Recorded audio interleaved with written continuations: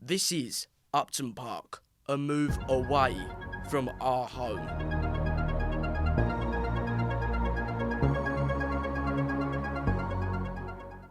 Erkin's Fish Bar is a popular fast food shop along Barking Road, but arguably not in high demand to Nathan's shop.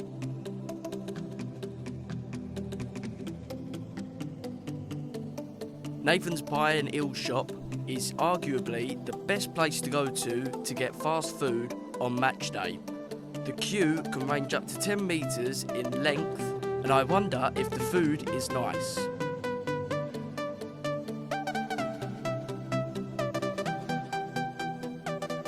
This is the press box where many great commentators such as John Watson, Martin Tyler and Guy Mowbray have come here. It's also a great place for correspondents and journalists to come. In here I had an interview with Dave Evans, who is the correspondent for every single recorder in London pretty much. So this is how the interview went. What do you think the move will mean for the club? I think it's huge for the club.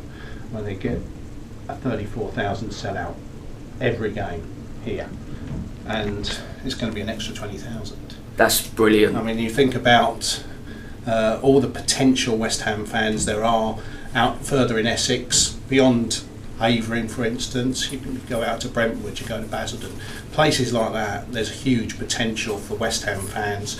You've got extra 20,000 people that can come here. They've already sold 36,000 season tickets. Yeah, I'm one of them. Absolutely. So, I mean, it's vital that they do fill the stadium, and it's also vital that they win quite a few games next season.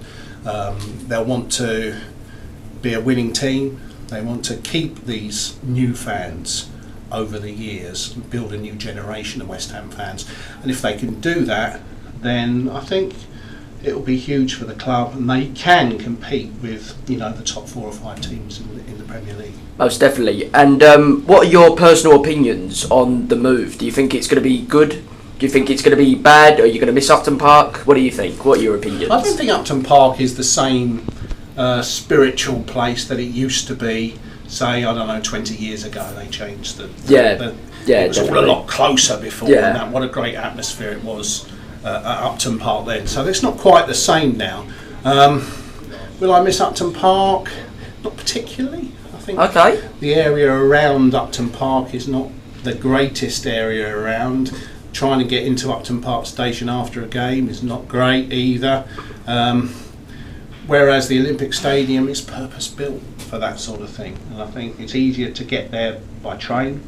Yeah, definitely. A walk from Stratford Station, and you can go to Westfields beforehand if you wanted to. There's lots of places around the stadium, and as long as they can customise it so it is a West Ham stadium, then I think it's got to be a benefit.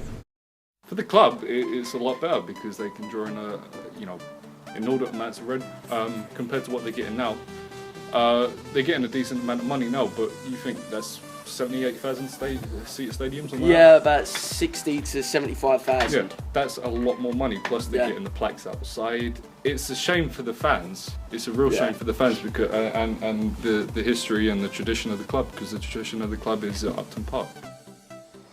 And our current squad consists of this legend here, Slavan Bilic as our manager, and this man right here, Marky Noble, as our captain. I actually think I look pretty good in the team squad, don't you, lads? Lads? Amateurs. Mark Noble has spent almost half of his life at Upton Park, both as a supporter and as a player, scoring 26 goals in over 355 appearances for West Ham United.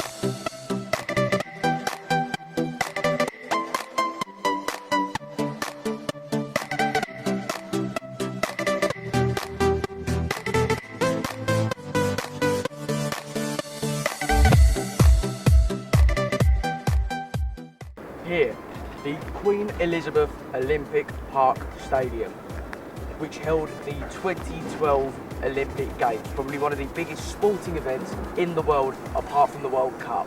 In 2016, this will be the new home of the mighty West Ham United. So now is the time to say goodbye to the Boleyn Ground. There has been so many great memories at this fantastic stadium, and I'm sure that there will be new ones at the Olympic Stadium.